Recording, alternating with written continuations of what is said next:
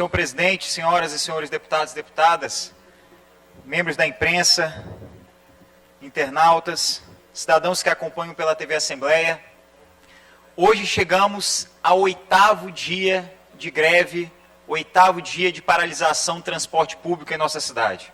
São mais de 700 mil usuários que utilizam esse serviço e estão há mais de uma semana sem exercer o seu direito de ir e vir à faculdade, ao colégio, ao trabalho, de exercer as suas atividades, cidadãos esses que estão sendo onerados indevidamente, pois precisam ter acesso a um transporte alternativo, que até hoje a Prefeitura de São Luís não legalizou, não buscou dialogar com essa categoria, e é por essa razão que a Prefeitura se torna refém das empresas de ônibus e faz com que o cidadão ludovicense não tenha alternativa enquanto consumidor de um transporte público. Serviço essencial.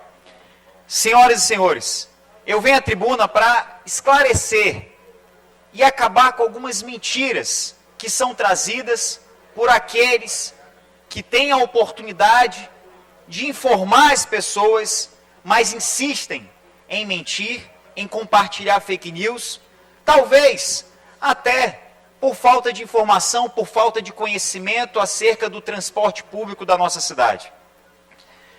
Eu gostaria de primeiro sublinhar que o governo do estado, o governador Flávio Dino, desde 2016, desde março de 2016, já incentivou, já isentou o ICMS, reduzindo a alíquota de 18% para 2%, uma das menores do país. Então, reivindicações para incentivos fiscais, para redução da alíquota do ICMS, é uma reivindicação atrasada. Pois desde 2016, o governo do estado, o governo Flávio Dino, já o faz. Então fica aqui a informação para aqueles que não estudam o transporte público na cidade de São Luís e fazem reivindicações tardias, precipitadas, demonstrando seu total despreparo ou má-fé. O que se precisa é debater o transporte público de forma preventiva. Há mais de 10 meses, a Prefeitura de São Luís, o prefeito Eduardo Braide não fez nenhum diálogo, seja com o sindicato de empresários, seja com o sindicato de empregados de rodoviários. Não podemos debater o transporte público só em época de eleição ou quando há uma paralisação. É esse o problema, falta de diálogo, de debate preventivo. E é por essa razão que hoje a Prefeitura se demonstra refém dos empresários de ônibus. Nós precisamos garantir um subsídio para que as empresas possam desenvolver as suas atividades sem gerar mais ônus ao consumidor, que não aguenta mais pagar pelo aumento na energia elétrica, pelo aumento no combustível, pelo aumento do gás de cozinha, pelo aumento do quilo do arroz, pelo aumento da cesta básica, e não vai conseguir pagar um novo aumento na passagem. Nós não vamos aceitar aumento na passagem de ônibus ao consumidor ludovicense. Não vamos aceitar, ainda mais no momento de pandemia. Além de garantir um incentivo, é importante dizer de onde vai tirar esse dinheiro. O prefeito Eduardo Braide ficou calado por mais 5 dias. E foi, como de costume, à TV, foi à Mirante, para poder apresentar um auxílio emergencial. Proposta que eu defendia durante toda a campanha, ele dizia que não era possível fazer. Só que diferente do que eu fiz durante a campanha, ele foi à TV Mirante falar de um auxílio emergencial, sem dizer de onde e de quanto será esse auxílio. Uma proposta totalmente vazia, e é por essa razão que ainda estamos em greve. Eu vou sugerir aqui ao prefeito Eduardo Braide, porque o nosso papel aqui é de sugerir para que a nossa cidade não pare como está parada. Ele pode cortar, reduzir gastos, por exemplo, na Secretaria de Governo.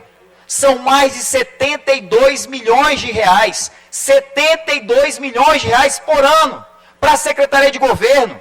Agora eu pergunto ao cidadão ludovicense, para onde vai esse dinheiro?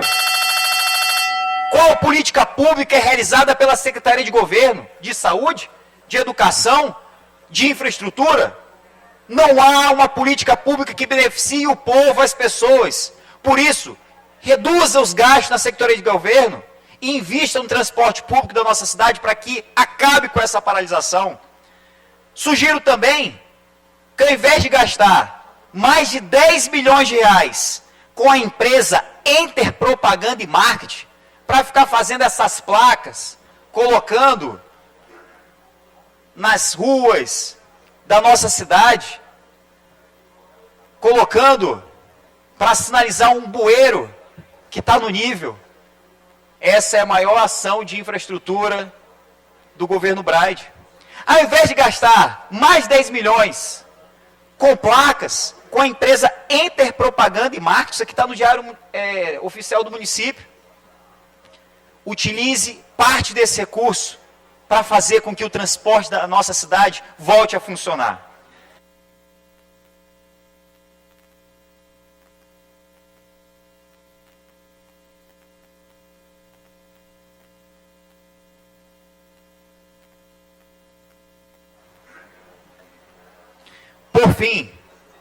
Por fim, senhor presidente, eu concluo aqui lembrando que hoje estava marcado para que a prefeitura detalhasse ao sindicato dos rodoviários esse incentivo, esse auxílio emergencial, mas até agora não tem nenhum encontro marcado.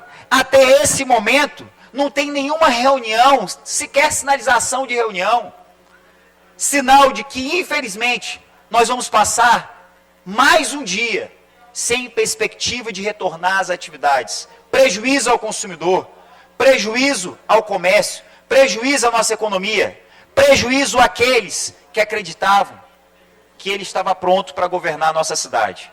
Fica aqui a nossa reivindicação e fica aqui, por fim, o meu pedido ao prefeito Eduardo Braide, que permita essa Casa Legislativa participar das reuniões, que permita a Assembleia Legislativa participar das reuniões para auxiliar.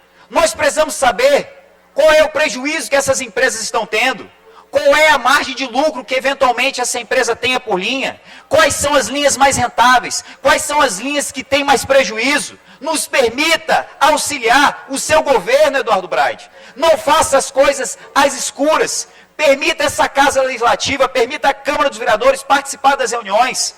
Não adianta falar só em subsídio, sem saber qual é o rombo que essas empresas estão tendo. E se está tendo prejuízo, por que não abrem mão do serviço e que venham outras empresas, que venha empresa de fora para prestar esse serviço? O que não pode é o consumidor sofrer como está sofrendo.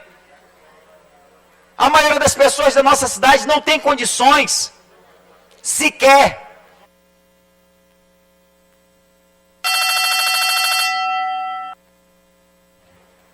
de pagar um Uber, de pagar para algum outro transporte, para ter acesso ao seu direito constitucional de ir e vir.